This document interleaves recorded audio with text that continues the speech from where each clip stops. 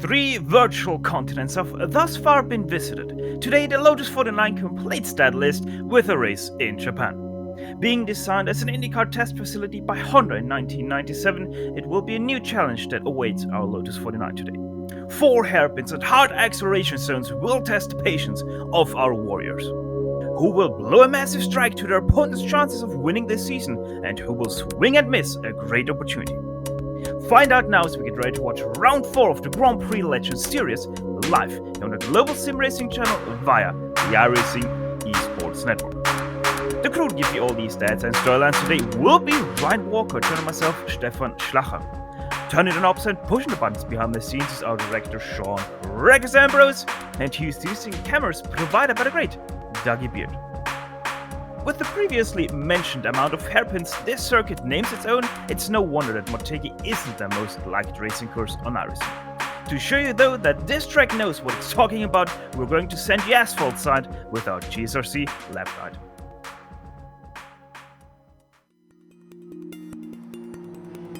Welcome to Twin Ring Motegi. This well-known Japanese racing facility located roughly 2 hours north of Tokyo gets its name from the fact that it has both an oval and a road course that can be run. But a unique feature of this track is that instead of having a roval layout, the road course is entirely separate from the oval circuit. On top of that, drivers have 3 different road courses to choose from in the form of the Grand Prix, East, and West circuits. While not totally devoid of elevation change, the track is relatively flat. What distinguishes the place the most is the combination of plenty of long straights heading into heavy braking zones. This means that passing opportunities abound. With it being built in 1996, it has most of the qualities you'd expect from a modern road course, including flat curbs, a fair amount of runoff, and multiple pit complexes. Oddly, because of the oval, the track includes night lighting for a portion of the road circuit. Though there isn't much notable about most of the turns, one of the more distinctive corners is the final chicane on the Grand Prix course. Leading out of a tunnel that returns you to the oval infield, it's kinked on entry and it tightens greatly at the second apex. This makes pushing the limits of this corner extremely tough, and it often catches drivers out. Though international series such as IndyCar and MotoGP have held rounds at the track, today it is mainly used for local open wheel and GT series. Still, the one-of-a-kind experience offered to drivers and fans at this circuit is sure to keep people coming back for years to come.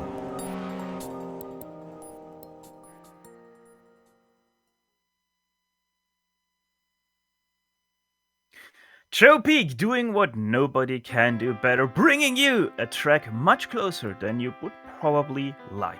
Ryan, what else can you add to what Joe just told us?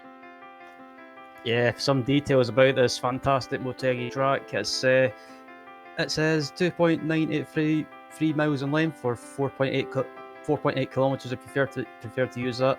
Has 14 turns, and just a brief history about the track. It was first built in 1997, or August 1997 rather, by Honda to try and gain some more knowledge about IndyCar racing and bring that knowledge to Japan.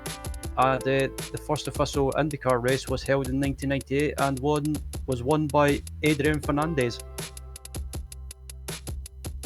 Yeah, very interesting history this track has, but also a very interesting history is what our championship standings is telling us right now, because after all the troubles we have seen in the last round by all the drivers, we have a shake-up there, not only in the F1 Drivers' Championship that you're seeing right now, but also in the F2 Driver Championship.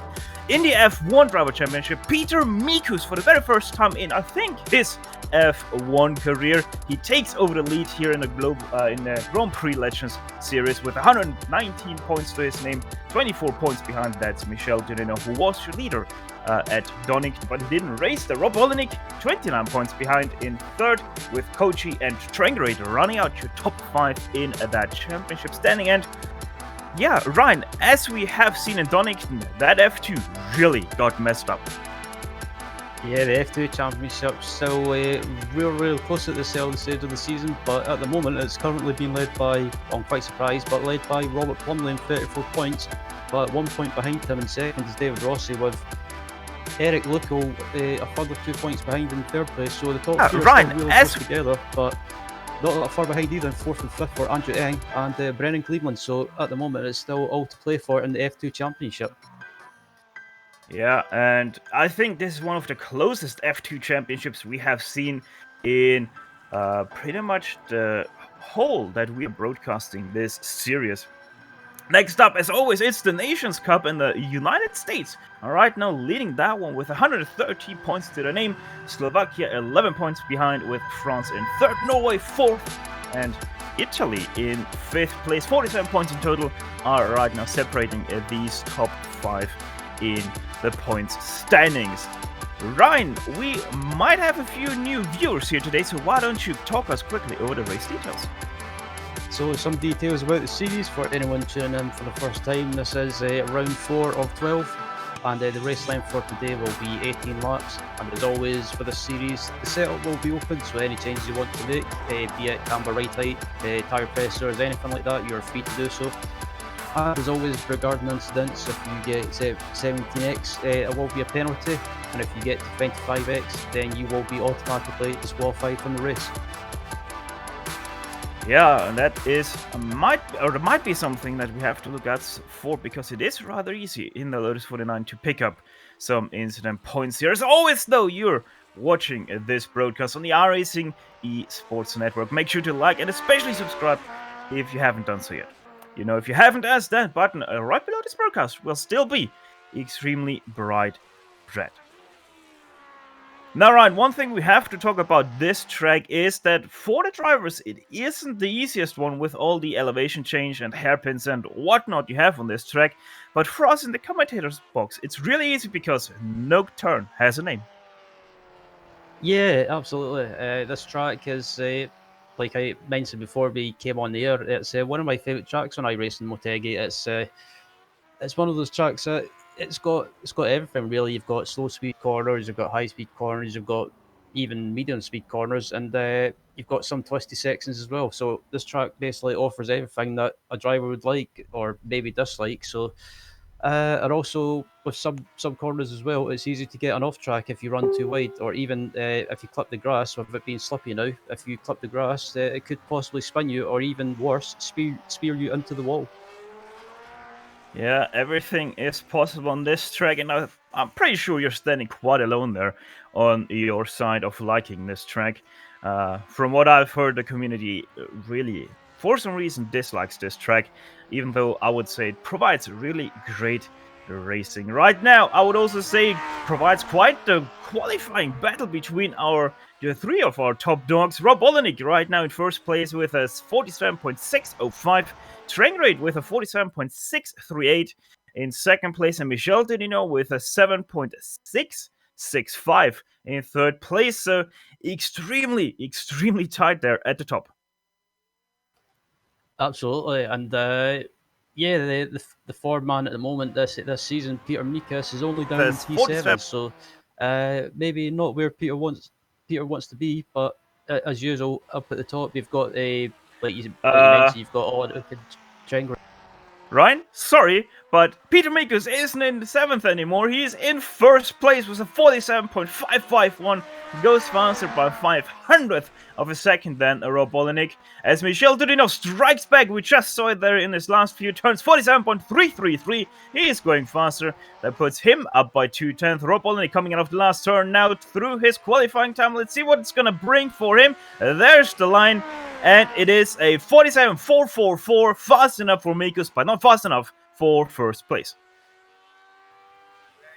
As Ovi Traingrade is just coming round to complete his lap as well. He's just in the final few corners, and it looks like Ovi's not on a lap to improve, so maybe just getting ready to gear up and complete his final qualifying lap. Yeah, it does seem like that Ovi Traingrade had some mistake there. So he's just doing his practice start, I would say. Gary Thiel, we're seeing, Michael out of nowhere! Fastest by nearly 6/10 of a second. Actually make that 7/10 of a second. 46.698 puts him in front. That probably is a big question mark for everybody as to how did he do it, as we're watching Kane Lasky making his approach onto the final lap. Kane Lasky putting himself 47.666. That is 6th place for him. Yeah, and yeah, I have to say I was quite surprised with that lap by Mick as well. That just came out of nowhere, and it was just I guess it's a message to the other drivers that if you want to try and keep up with me, you're going to have to push a little bit harder. Yeah, most definitely. Maybe we will see once again such a dominant drive by him like we saw in Donington. Wouldn't be surprised to see it. I also wouldn't be surprised if everybody else is able to step up their game in the races coming up right now, as people are starting to get into the gridding phase. We're gonna run you down the grid right here. As said, Mick Claridge in first place by nearly 7/10 over Michel Dudinot in second, who is exactly 111 thousandths of a second ahead of Rob Olenek in third. Peter Mikus, fourth place, overturning rate fifth. Kane Lasky, great qualifying by him in sixth place. Roman Pawlowski still very off-colored, only in seventh place with Nicola Kochi in eighth. Bill Tyler, ninth place, and Philippe Lake running out your top 10 of this grid. Starting in 11th is Sebastian Tixier, 12th is Bruce Nelson, 13th is Alessandro Parigi, 14th is Terry Worth, 15th is Eric Loco, 16th is Fabrizio Messani, 17th is Gary Teal, 18th is Ivan Diadio, hopefully I said that right, 19th is David Rossi, and rounding out the 20th is Andrew Eng. 21st going to Robert Plumley with Telmo Amaral in 22nd. Motegi for Vista rounds out the top 23 of this field. Ben Williams in 24th. Brendan Cleveland only 25th position for him. John Van Dorn in 26th. Colin Coker 27th. Andreas Bruno 28th, with Donald Peak taking home a 29th position in the grid. And last to qualify is Andre Chuton in 30th, with Milton McCarthy in 31st, Robert Reynolds 32nd, and Jasmine Beach will round out your 33 driver grid here today. Right, we're not talking too much here always about first turn, but we might have a little bit of an interesting situation here today. Ryan, what do you think? Will have Michel Dudinot any chances into turn one? I think it depends if he gets a good start off the line, but with turn one, it's a bit yep, we're getting ready to go. Yeah, engines are harmonizing. There they go. Bad start by Michel Dudinot. Look at Peter Mikus already making it 3 wide for second place on the inside. That's him. Michel Dudinot goes a little bit too wide through the middle, but gets nearly run into by Rob Olenek there on the second part of turn one. Everything is fading out though quite nicely already, as there's a little bit of a challenge from overturning rate on Peter Mikus. Side by side we go. Roman Pawlowski gets turned a little bit, as there's a little bit more crunch because that's stacking up in behind him. Everybody's still going. I think though, especially in the top 10, we have everybody single file back, and has a little bit of a challenge there between Philippe Lake and Sebastian Tixier. Tixier looking inside the top 10 now and gets that position away. Yeah, it looks like everyone's so far so good on lap one. No one's had any issues, and yep, that was unfortunate for Roman. They just got tagged a little bit, but apart from that, there's no major issues from what I can see, as someone runs wide slightly on the gravel. But at the moment in lap one, it's Mick Clara's leading by 5/10 of a second from Michel Dudinot. Yeah, Michel Dudinot right now doing the best that he can do to hold on to the back of Mick Kletch, as coach is trying to get away 6th place from Peyton Lasky there on the top of your screens. Lasky was able to defend that though, so they entering the backstretch like they started inside the top 6.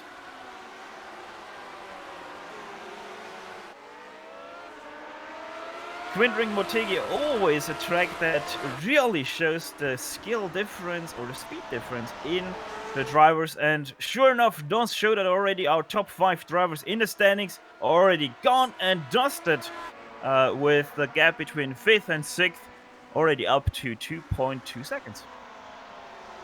This is coming to turn one, and Dudinot getting a bit sideways into turn one, but manages to hold it. And at the moment, it looks like Mick is managing to build up a little bit of a gap. It's up to about 7/10 of a second now. But yeah, Dudinot and Olenek and Mikus and Trengrade, I don't think they'll let him get away that easy. Seems like we have a replay for the incident there with Roman Pawlowski. We might be able to find that. It was a little bit of an interesting situation with Roman Pawlowski not really knowing where he wanted to go on the inside, and then also a few people behind him trying to outbrake each other into that second hairpin. There we can see Roman now in that nice green and yellow number 8. Gonna go to the inside here. That ahead of him is the number 10 of over Trengrid. And there you can see the number 9 runs into the back of him. I don't know who that number 9 is right now. That's actually Kane Lasky. So yeah, a little bit, I think, of a misjudgment there from Kane. But good thing though is that Ryan, nothing really was damaged on both cars. Yep, there's a battle going on with Coachy and Phil Luke. Phil Luke is riding on board with him now. He's right behind him, and Phil Luke, I believe, is one of those drivers that races in the Camel GP series. So it's good to see Phil having a go in this series as McLaren gets the fastest lap with a 1:47.0. But Phil Luke is behind Coachy. Coachy gets second. Up ahead, we have the battle between Peter Mikas and Ove Trengrid for 4th place. You can see it right there on your screens. Ove Trengrid on the outside in his nice liveried number 10 car, though he's not able to take that position away right now. A big slide though from Peter Mikas. He's starting to struggle a little bit with his race pace right now. Ove Trengrid looks the faster driver of the two right now, as they're starting to lose the top 3 a little bit. That gap already up to about 1.6 seconds. But Ove Trengrid just not able to find that speed to overtake the number 3 car ahead of him. Yeah, Mika seems to be struggling a little bit. It seems to be that some drivers in this series seem to set the car up for the cars as a Dudu and Rob are also in a battle as well up ahead, and yeah, it's looks like this pack is starting to separate as well a little bit. It's France versus America. Rob Olenek versus Michel Dudino. Can't get the better of that second place. Right now it's still the Frenchman of Michel Dudino holding out that second place. Though Rob Olenek really close under that gearbox. Made a little bit of a mistake onto this backstretch, so he lost a little bit of momentum. But I'm pretty sure he's going to gain that back in just these turns, where right you see a lot of different strategies on how to take these last 2 turns. Yeah, the last 2 turns, it's they're interesting corners, and also there's different lines you can take. Some people like to try and maybe try and go wide a little bit into the final corner. Some people like to try and keep it tight, and also some drivers like to try and take as much speed as possible. But yeah, it was interesting to watch there. And also, as Phil Lake and Coachy are still going at it, as it looks like Phil Lake's up the inside, possibly. Yeah, around the outside he tried it down the second hairpin, but he's not going to work that out. Too little grip for him out there, so he still has to be settled in 8th place. As in behind, that's Roman Pawlowski coming into the shot. He's starting to catch them after his mishap in the second turn of lap 1. Also, one thing we can report is up ahead, Kane Lasky. He really did separate from this battle for 7th place. That's already 3.3 seconds between Coachy and Lasky. And Lasky actually catching that battle for 4th place with Miku and the Trengrid. Up ahead of them, that's where we're going to focus our attention, because that's still the battle for 2nd place between Dudignon and Olenek. But big story is, last lap, Dudignon was actually able to catch the guy ahead, Mick Cledge, a little bit, and that trend is continuing to grow.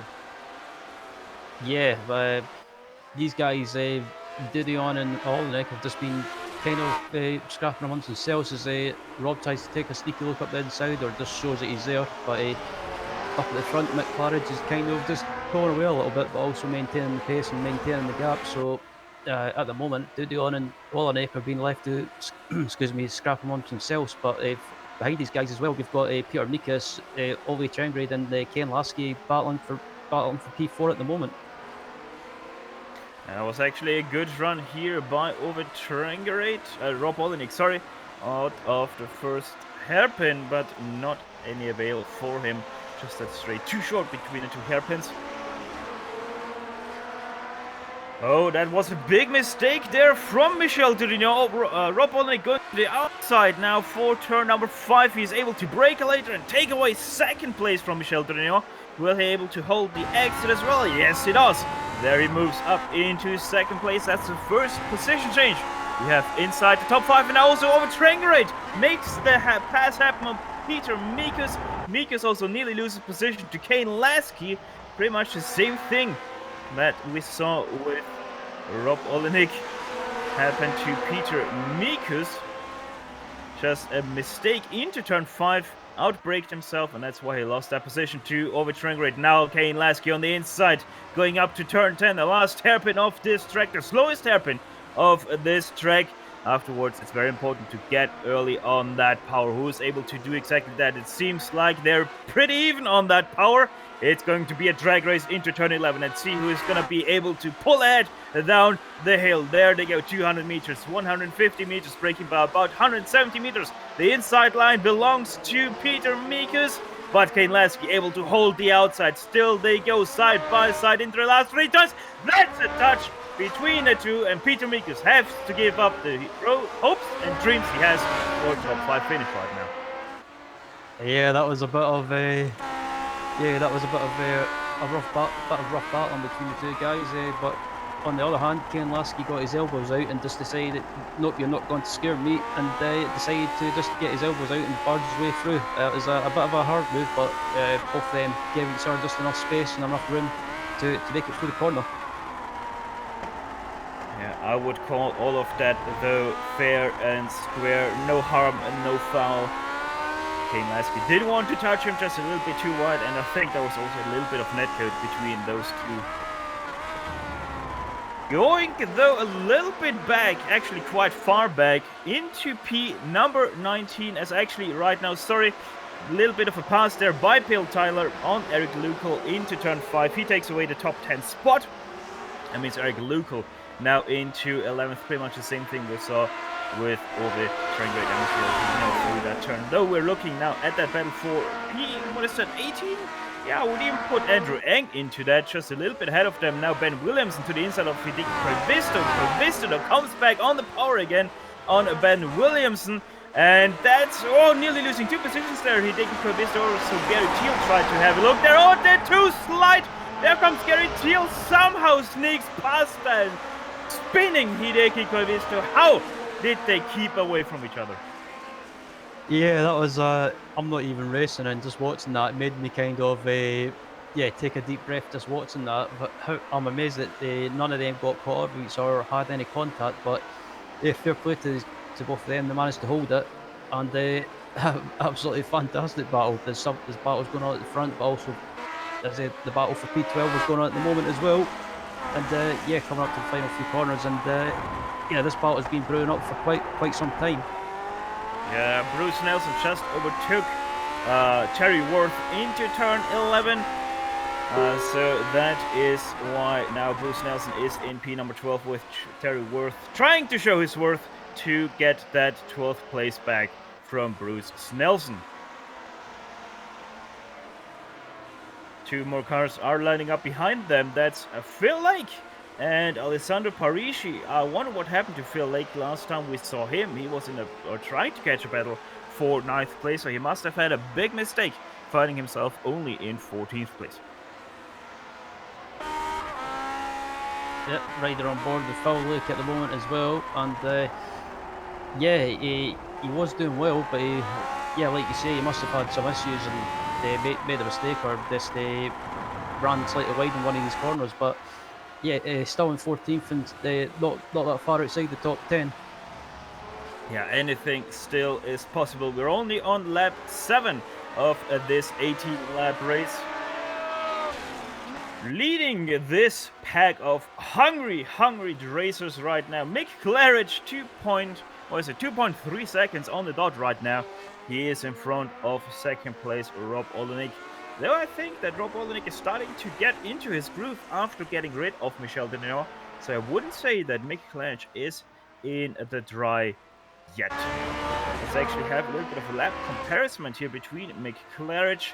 Last lap a 47.217 versus a 47.417. So exactly 2/10 between Olenek and Claridge there on the last lap. Yeah, I was just watching Olenek as well. He's pulling away from Dudion, so as the battle for P7 is going on as well. Yeah, Roman Paslowski just overtook Sebastian Tixier into turn 1 for the 8th place. They're all behind Nicola Kochu, who's starting to look a little bit off color. Directly proves that with a slide through the second hairpin. The Italian are not really liking the low grip surface twin ring Motegi has to offer.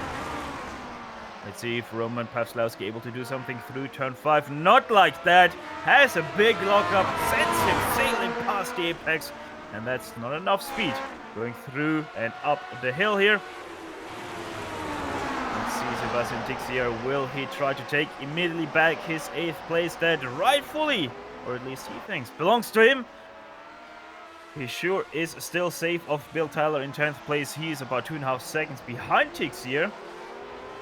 Going through the hairpin at turn number 9. Let's see, good setup will be provided for turn 10. Goes a little bit wide on the entrance, tries to take that later apex, straighten out the acceleration zone, but does Roman Pawlowski better to get that power down right now. Sebastian Tixier is in the slipstream though, 200 meters, 170, that's where they break. But everybody is fair and square on the brakes. A little bit of a slide there from Roman Pawlowski on the apex. Extremely downhill, extremely off-camber, very dangerous corner actually if you're on 2 wheels and driving a rocket ship. That's called a Motegi.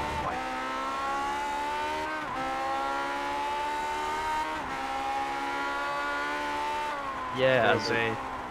Oops, sorry, Steph. No, go ahead. I was just about to say, yeah, I'm just watching Roman as well. He seems to be... Yeah, I don't know what it is, if he's struggling a little bit with his track temperature, or maybe it's the setup that's not suiting these track conditions as well. But he seems to be moving around a little bit under braking and locking up quite a lot as well.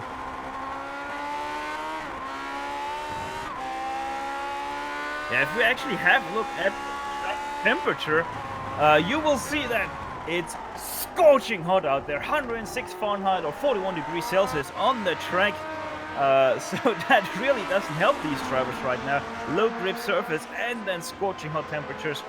That really will not help your case. 23 degrees Celsius in the air or 76 degree Fahrenheit. That also is probably the reason why we see our top 6 drivers are starting to really fan out.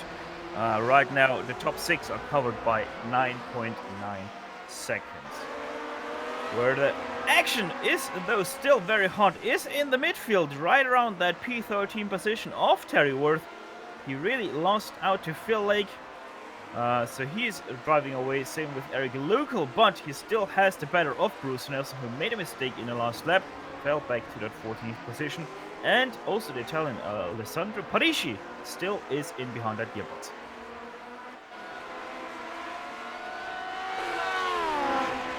A little bit running there out of internet shoes down the straight.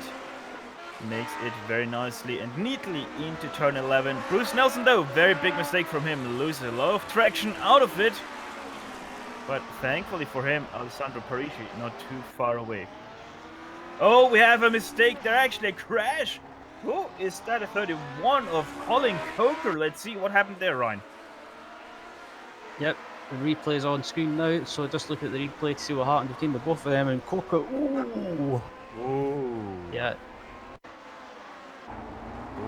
yeah, that Bruno most definitely defending the inside there, and Colin Coker just completely misjudging his braking point, and they both collide at 29 and.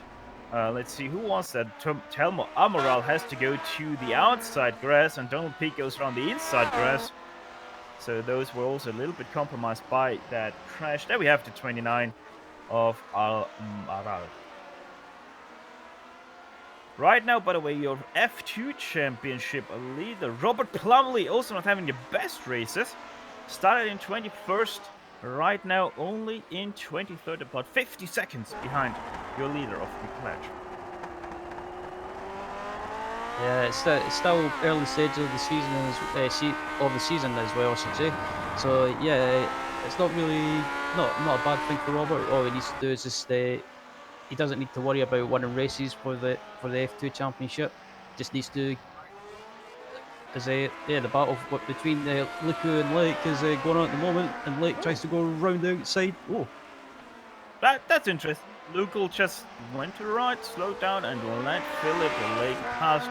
So it seems like that Luke knows his cards in that battle. They didn't look good, so he folded and reserved his tires for a bit of a better chance at racing here. So he's gonna sit in 12th place now, with Philippe Lake moving up to 11th place. Looking back to a battle for 20th position, that's Ivan Dario and Ben Williamson. Also Hideki Kavisto in that battle, so a 3-car battle for the last spot inside the top 20, and there goes Ben Williamson hard into the inside wall. That's his nose gun. Also the full DRS sign gets a little bit of a treating. yeah, just watching the replay as well to see what happened then. It looks like he might just put down too much power, and oh, he just caught a bit of the grass and just spun round into the wall. That was unfortunate for him. He was having a decent race, but that's just proved my theory about the grass. If you clip too much of it, it will just spin you round. That grass did most definitely prove to be a drag enhancement system for Ben Williamson. Right there with him losing the nose. That's pretty much his race done. There you can see it. Lots of components exposed on that Lotus 49.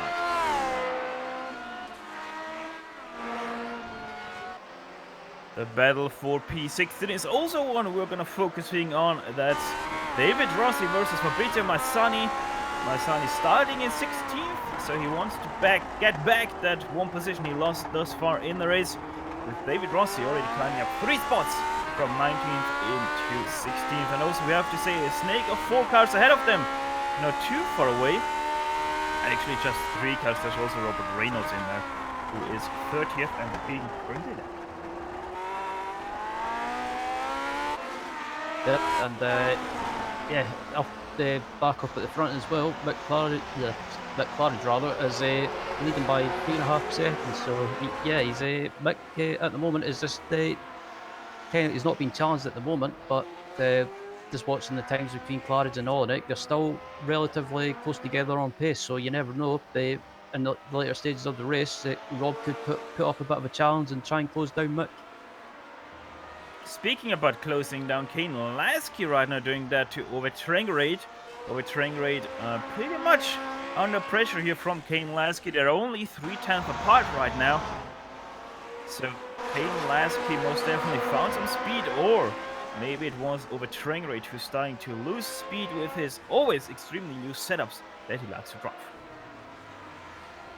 Yeah, absolutely. Yeah, it seems to be the early stage of the race at Ove is really quick, but it seems in the later stages he seems to drop off a little bit. So it could be, like you say, it could be set up just being loose and maybe just destroying or even overheating the tyres, and that's allowing Ken to close up to him. And yeah, I have to say I've been quite impressed by Ken. He's had a good race and challenging the likes of Trenggrade. It's he should be proud of that. Yeah, Kane Lasky doing everything he can to get that 4th place away from Overtraingrade. We have seen that Overtraingrade, especially in the past season and so far also in this season, is quite incident prone.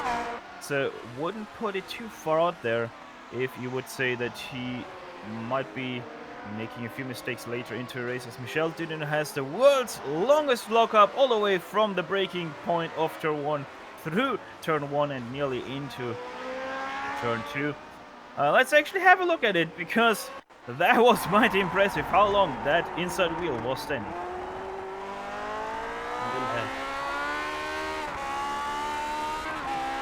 A little bit too far into the dribble. There we can see it. There we'll be able to see it. Look on that tire. I can see all that smoke generating all the way pretty much to the middle of the turn. That really didn't help his tire wear. Though the good thing is that these cars don't really have too much wear anyway on the tires. Yeah, absolutely.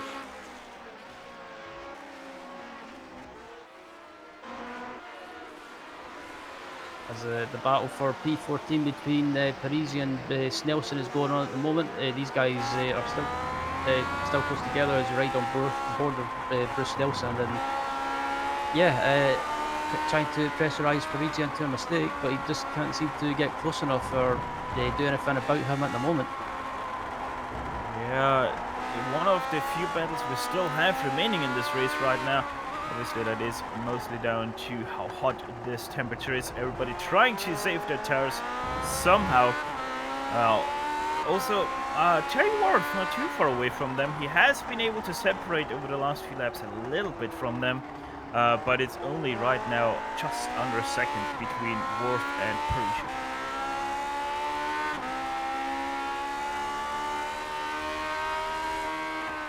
As it doesn't seem like Snelson is able to do anything into turn 11 rather. Let's have a look at the battle for P number 7. That's between the Italian Nicola Cocci and the German of Roman Pawlowski. Pawlowski in the 8th position right now, trying to take away that 7th place from Cocci. They really have dropped off in pace from that battle we have seen for 4th place. Right now they're pretty much 7.8 seconds away from Peter Meek.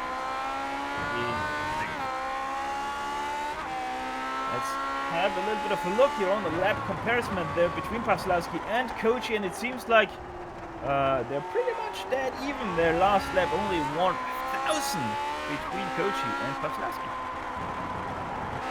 Yeah, these guys have been really... there's not been much to separate these two. Like you see, they've been really close on pace, so not much to separate them, and Pawlowski just can't do anything about Cocci at the moment. He can't get by him, so I think he might need to try and pressurise Cocci into a mistake. On that last camera, you were quite nicely able to see that also Sebastian Tixier there, you can see it now nicely, and Bill Tyler also not too far away from that battle. So if those two start to be fighting a little bit too much for that 7th place, Sebastian Tixier and Bill Tyler both will be very quickly on the back heels of those guys. Absolutely, and there's not really that many battles going on at the moment apart from this one. It seems to be that most of the cars at the moment in this pack are separating at the moment. Yeah, let's actually keep our eyes peeled on that, as it also seems that Michel Dudino slowly, very slowly able to catch Rob Olenek now. That gap is down to 8/10. As we're actually going to jump up to that with Michel Dudino. I can see that gap quite nicely. They have 2 cars behind them. That's Ovid Tringrid and Kane Lasky. So also those guys able to catch the 2 ahead of them. So also here pretty much the same thing as with that battle for 7th place. If they start to battle a little bit too much, get hung up with each other, Ovid Tringrid and Kane Lasky will be there in just a moment's notice. Absolutely, and Tringrid and Lasky have been pretty much together for the last stages of this race. So, but like you say, if Olenek can something's happened to Olenek. Oh, he's back, or is he disconnected? He is there for me. So, well, he is there for me. So Michel Dudino right now in 3rd place. Both of them make a mistake through turn number 11. Going through turn 12, 13 and 14 now, the last 3 turns of this racetrack. Lap number 16 is what they're going to start, so only 3 more laps to decide that battle for 2nd place. There you can see them now once again on your screens. Heading into turn 1, Michel Dudino much faster right now than Rob Olenek. Rob Olenek seems to have overheated his tires quite a lot, as the last lap was slower by about 6/10 than the one from Michel Dudino. On board there with Michel Dudino. Also over Tringrid, by the way, catching these guys very hard. Last lap 4/10 even faster than Michel Dudino. So this battle most definitely getting closer and closer together. Even Kane Lasky faster than the 2 for 2nd place right now. So Michel Dudino makes a big mistake in turn 5. That is going to cost him a lot of momentum. And there is already over Tringrid. Even space right now between those 3 for the 2nd place. Yep, and Tringrid and Lasky are not that far behind, but I've just watched watching back at the battle for P7 as well. Kochi and Pabslowski are still close together, so yeah, with 3 laps to go, I think you could be in for some drama in the closing stages of this race. We're going to have a look here on these two. The Italians still leading the German, and it doesn't seem like that Sebastian Tixier and Bill Tyler are able to catch them, though Bill Tyler was able to catch Sebastian Tixier, so our battles start to heat up once again as we head into the last 2 laps of this race.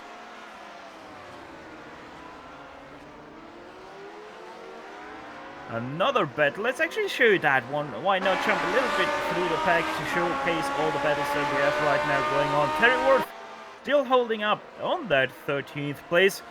Still holding behind Alessandro Parisi and Bruce Nelson. Also seems like David Rossi got himself that company still attached to him in the name of Fabrizio Maisani. Yep, this battle for 13th is still going on at the moment with Parisi and Snelson behind, and yeah, the pack spreaded out a little bit, but it still started to bunch up again with 2 laps remaining of this race. So yeah, it's good to see that some of these battles still going on. P number 2 gets extremely hot now. Michel Tourneau tried to have a little bit of a look into turn number 2. Didn't really work out for him. As there also now you can really see over Trengrid in that picture as well, looking back from the gearbox of Rob Olenek. He's extremely struggling right now. 47.8 that last lap, 2/10 slower than Michel Tourneau, who nearly runs into the gearbox there of Rob Olenek. And also over Trengrid was faster by 8/10 than the American ahead of him. Few different lines through this 3rd hairpin of the track, going up to the 4th hairpin, and it's all downhill from here, only elevation wise though, hopefully for these guys, as they are shortly entering the last lap of this race. 18 laps is all that we have for today, and Mick Clash just heading into turn 11 ahead of them. So even it seems like McClatch a little bit starting to struggle with his tires in this 18-lap race as he's now entering the last lap. So only about 4 kilometers remain.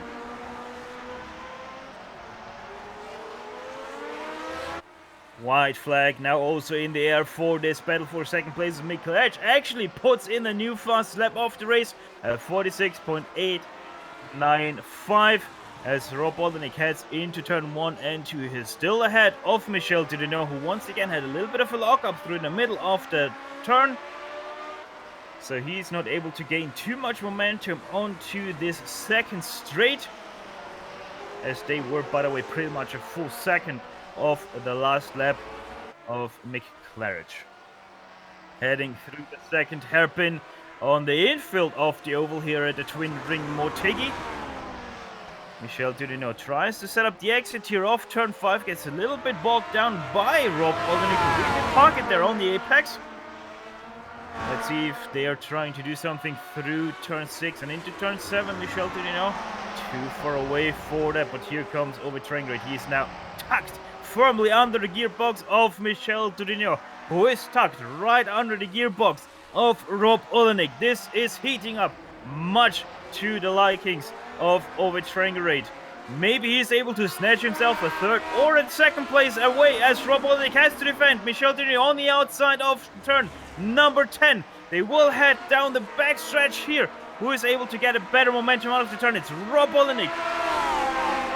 Heading down the hill for this final time. Michel Tourneau tries to squeeze in on the inside. Rob Olenek has to give him the room. He's out braking himself. Spins out on the gravel. Michel Tourneau also with a little bit of a mistake.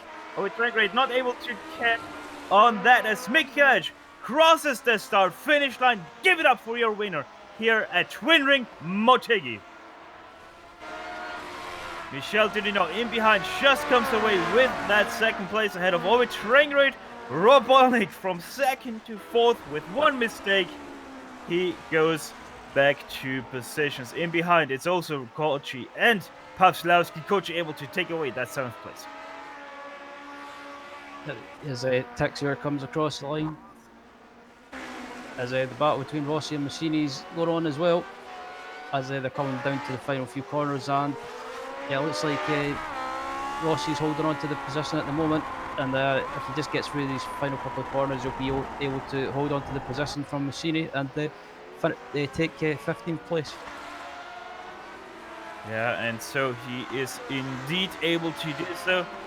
We also have a battle for P number 20. That's Robert Plumley and Ivan Adio was able to overtake Plumley last lap.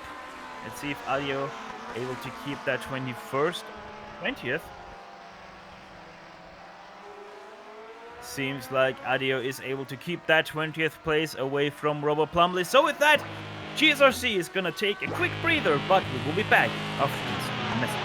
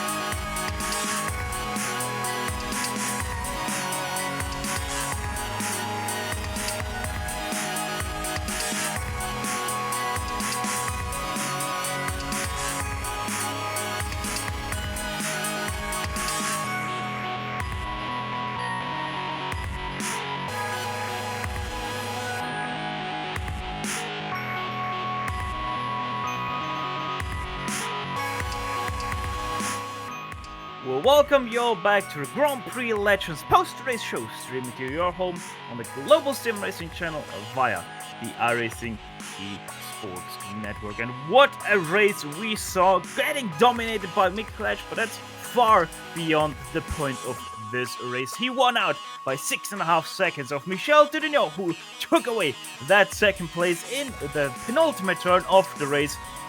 Getting from third into second over turn grid, also getting a third place out of that because Rob Olenek, big mistake from him through turn 11, and so he only finishes in fourth instead of second. Kane Lasky, great race from him once again. He finishes in fifth, with Peter Mikus a little bit off color, only finishing in sixth place, and with that probably losing out on his championship lead right now. Nicola Kochi, 7th place for him, with Ron Poslawski in 8th, Sebastian Tixier in 9th, and rounding out the top 10 of this field is Bill Tyler.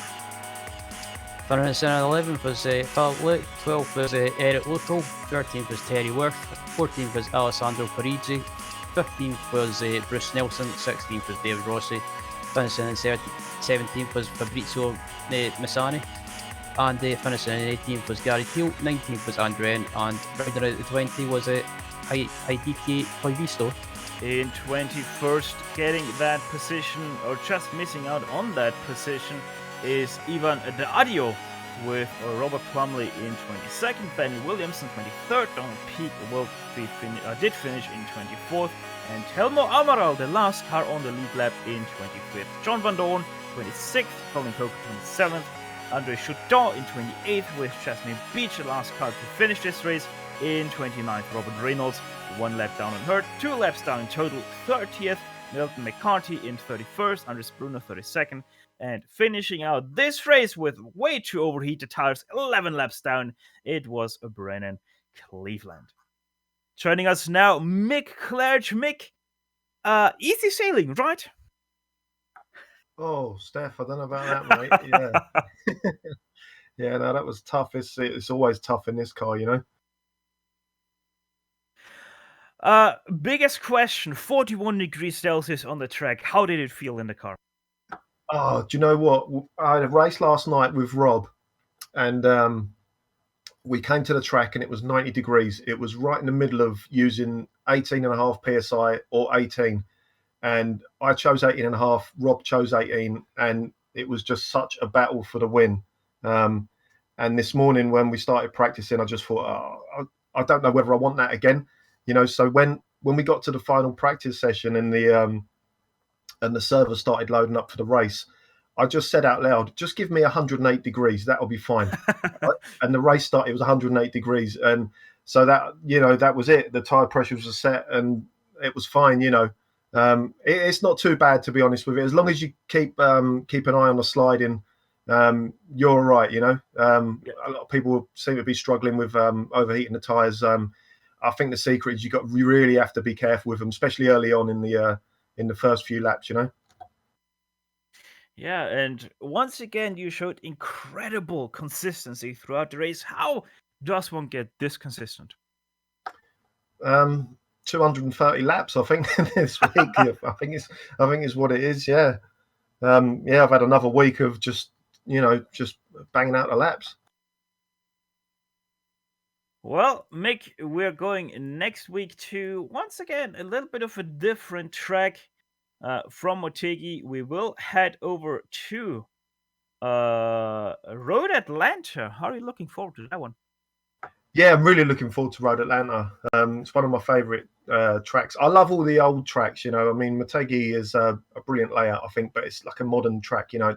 I just feel like it doesn't fit the car right, you know. I just like all these old school tracks, you know, with no runoff and stuff like that, and you know, old school stuff. I love it, and I love the S's and that feel of that, and it's got such a flow to it.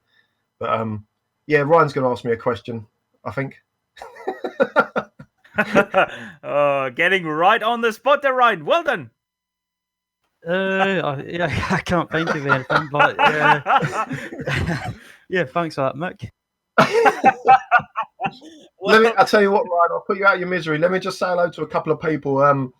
There's a couple of guys watching, Denise, Manu, the Mackenzie boys, they're watching, don't mess with them. Malcolm, Mihal, Carnage, and my sister. Oh, look at that sweetheart. Mick, thank you very much for talking to us. And yeah, congrats once again on your victory here today. Yeah, cheers, guys. That was Mick Cledge, second time winner of this season. Next up, it's Ryan Walker talking to Kane Lasky. Kane finishing in P5 after a pretty good race, and for most of the race, putting Ove Trengrid under pressure. How was that for you, Kane? Yeah, it was a good race. Had a big disagreement with the team this week. They decided to turn the car upside down yesterday, and I started the race with unfamiliar setup and almost threw my race away at the start, losing the rear. And it was a good fight back. I thought I might have something for Ove at the end, but I had a big scare, maybe 5-6 laps coming down the hill. Got really sideways and greased up the tires, and then lost a few tenths and just decided to bring it home and not risk anymore.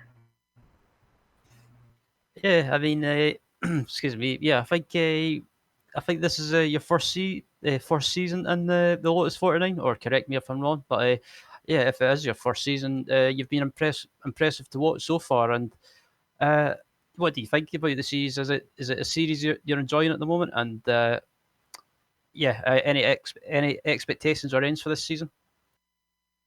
Yeah, second season. I did my first ever full season on iRacing the last season of 2019, and then I was off for 3 months, so I hadn't done any driving, and this is my second event back in the car. I really enjoy this car. It's a very difficult car because 1% more is too much. A lot of other cars on the service, you can kind of overdrive and get away with a lot. But here, this car, and this is what happened at the end, I was gaining on Ove and just trying just a little too much, and then you're in trouble, and you could throw your whole race away. So I enjoy that challenge. It rewards very smooth and consistent driving, which is difficult to do most of the time. Good stuff. And before we let you go, is there anyone that you'd like to give a shout out to?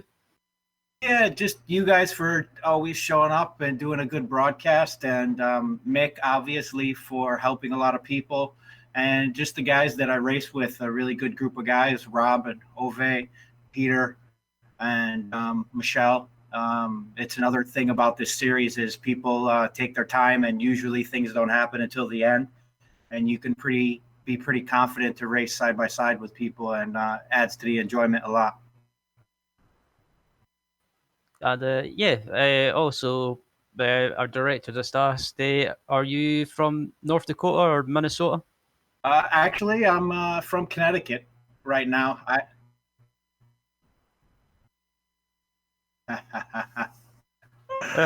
So sorry about the random question, but we thought we'll just get that in there before we let you go. So yeah, thanks for answering that, and congratulations on the P5 today, Ken, and we look forward to seeing you on track at Road Atlanta next week. Thanks, Ryan. Have a good week, guys. See you next week. As that was Andrew N, the finishing in P5, and I have to say, Steph, that was a pretty entertaining race to watch. Well, that's $5 into the fail can for Sean Ambrose, but also $5 into the fail can from you, Ryan, because that was actually Kane Lasky.